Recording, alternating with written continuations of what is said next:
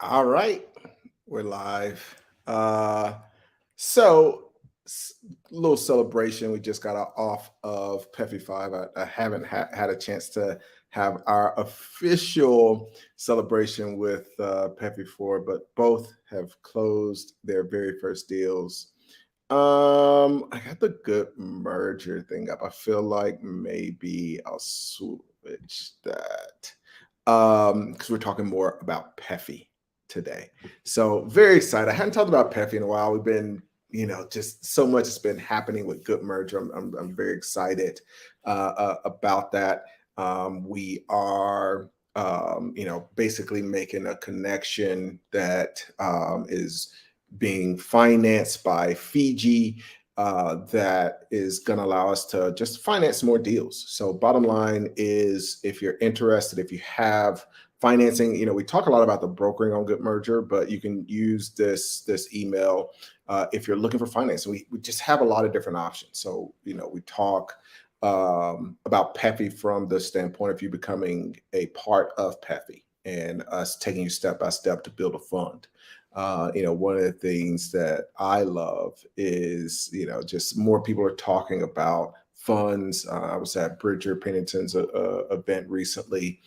I just love that more people understand that this is a business that anybody can start. I think most people think that it's reserved for other folks, and you have to come from this certain cloth. And I do know plenty of people that come from that background, whether it's finance, investment banking, or their parents were in finance or whatever. So, and really the cool thing is, even Bridger, I was on his podcast a little while back, but the that has been the thing. His dad was in private equity, or yeah, basically private equity, which got him to the ability to understand this. And so, that's been one of the cool things that's been connecting with him. So my experience was the opposite. I had just hustling, just figuring this stuff out, kind of out on my own, trying to figure out, how do I create a fund? What do I do? And doing it trial and error. And you should use the resources you have. But my dad was a preacher, poor preacher. Like I didn't come from that background. So it was more just trial and error. But I think those two things together is a really cool thing. So being having to figure all of that out from scratch, and how to build a fund, how it works, how to manage it, even taking a company public, just all of those things have been figured out from scratch. And so I think getting both is really cool. So uh as we talk about PEFI, everything has been from the standpoint of like being a part of it, learning how to build your own fund, us incubating your fund, me investing my hard-earned money into your fund, all of those things. But the other part is, we're doing deals, we're investing in deals, we're putting money, we have money. So be sure that you're reaching out. And then we're doing a deal in conjunction with my public company, Fiji, which is going to give us access to even more financing through Good Mergers. So reach out to this email if you're looking to finance a deal. If you have a business right now, you need financing, we can get you money, even in these crazy times. We're closing deals in these crazy times. All right, let's see. Let's get into a couple of these, and then I'll talk about this first deal.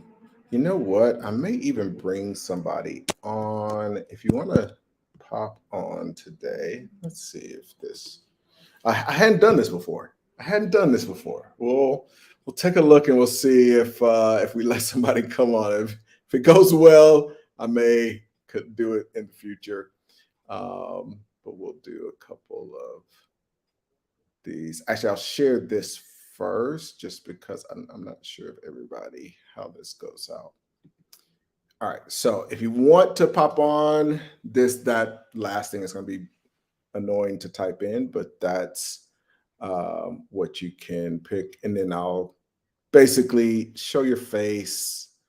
And we'll just see if you're, there's what we got, like dozen folks, so it's not very likely. But if you do want to pop on and ask your question, you can.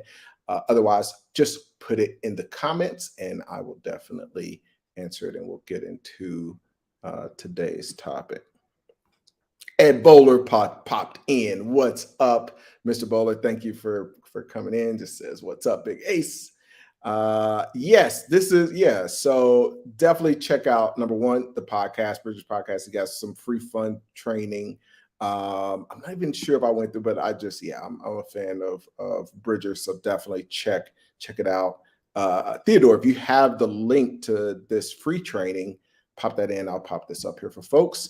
Theodore says, I love that name, by the way, man. I've always, back since like the Chipmunks, like I've always just thought Theodore was the coolest name. So thanks for popping in. Theodore says it's definitely daunting without having others around you doing the deals. Yeah, I think that's the case if you're buying businesses. That's the case if you're starting a fund. Just having a community, man. I think that's I love. We got to celebrate with the ladies tonight virtually and do a toast and have some wine together. And with them closing their first deal, and spoke to Ange who led that deal. We're going to have her on at some point to just talk about the experience of like getting together with essentially three other ladies who were strangers to her, building a bond, getting their first deal done as general partners of a fund together. And so that is just really beautiful, and to see them excited and have that accomplishment under their belt is just, that's the most rewarding thing for me. It sounds sappy, but it really is. Like, I could do some, $1 million deal, and it doesn't compare to how rewarding that is. So, but yeah, I think that community is just, man, it's so underrated. I wouldn't be doing anything I am if it weren't for my community of people. I would have never started my first fund if it literally wasn't pressure from my community of friends and associates and business partners. I would definitely have never ever taken a company public if it wasn't for an amazing group of friends and a community and all that. So and then creating win-wins. That's the important thing, is trying it, just like in every case from 20 years ago, me doing my very first deal and raising capital from a buddy of mine who came from money, and I'm sitting there broke, but I've got the deal and all of that. But making it a win, I think that builds those long-term relationships. So all very, very cool. All righty. All right, we'll do this last little comment and then we'll pop in. Oh, dude, this is a good one. I don't even know if I want to share this one, Duval. I don't even know if I want to share this one. But yeah, if you haven't, you're getting a little behind the scenes. This is one of my top books that I recommend. It is just an incredible wealth of information. I think that's the funny thing. Everybody's so captivated with Instagram and who's promoting the latest little course or whatever. It's like, man, there's the information that's in books is just overlooked. And I think there are courses that people are buying for $5,000 that literally this book that Duval mentions has just 10 times more information. And thank you for popping in. I said, well, oh yeah. So be sure you're at the next DMI, man. Just we can go deep into that. We can go deep into that one. Make sure you're at the next Dealmakers Institute. If you haven't checked out Dealmakers Institute, go to dealmakersinstitute.com. I said that was going to be the last one. All right, so let me just read this and I'm going to talk about this deal. Would you recommend starting a fund for real estate or business acquisition? This is great. This is a great question that leads into exactly the title for today. So we ended up closing our very first deals for PEFI 4 and 5. 5, is a little, I'll just say it. I like to just be real with y'all. And I'll say, like, it's a little bit more rewarding. It's my first time doing an all-female general partner fund. And so to see them get their first deal done is just a little extra special. And the thing that excites me is just the potential when you get into playing with equity when it comes to acquisitions as opposed to buying and selling business. One of the things that people talk about on my channel is there's been this gradual shift. And I've talked about acquisitions. And then all of a sudden I'm talking about equity I'm talking about private equity. And it's just a different game because you get to play at a different level, without disclosing too much. We just use a tremendous amount of leverage. One of the things that I show them is you don't necessarily want to raise the maximum amount of capital because you can get creative and you don't need that much capital. And when you're getting creative and you can 10x, I mean, basically in this deal, especially if you look at PEFI 5 and the deal structure, with their initial down payment, it's essentially a 50x as far as their control of the business. So the it's probably even closer to, it may even be closer to 70x, depending on the multiple you want to do. But it's about a 70x of leverage. And people get scared of leverage because when you're looking at the stock markets, doing 70x leverage is terrifying. But when you're in a private equity deal, when you're in a private asset, it's not this tradable thing where people are just making these random decisions based on cash flow. You're buying the cash flow. And so if you can buy, that's essentially a 3.5x multiple. And then you can buy that with a basically 1/70th. You know what I mean? It's like 3% of the deal is your actual cash.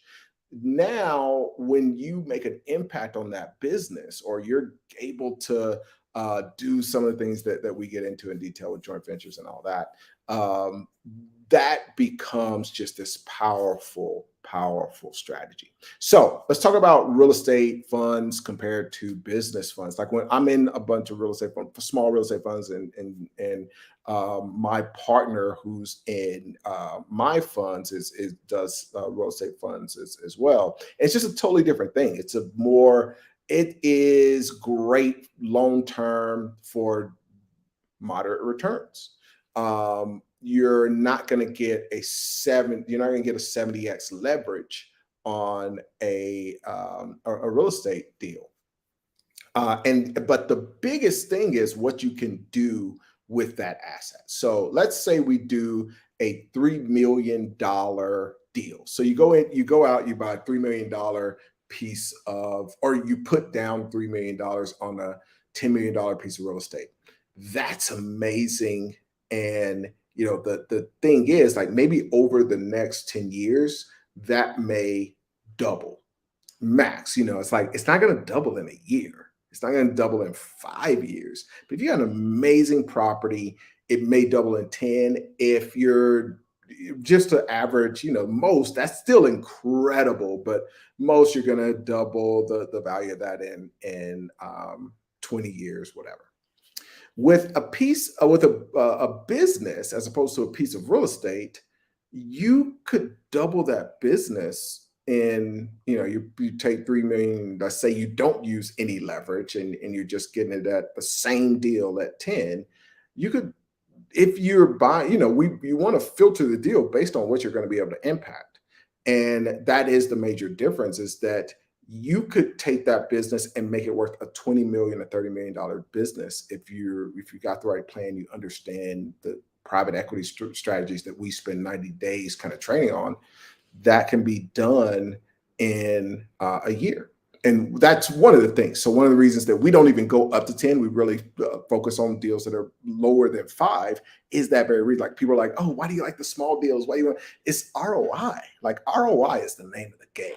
Like, I don't care if I do $100 million deal And like now to double that, like the effort that you have to put in turn that to 200 million is crazy.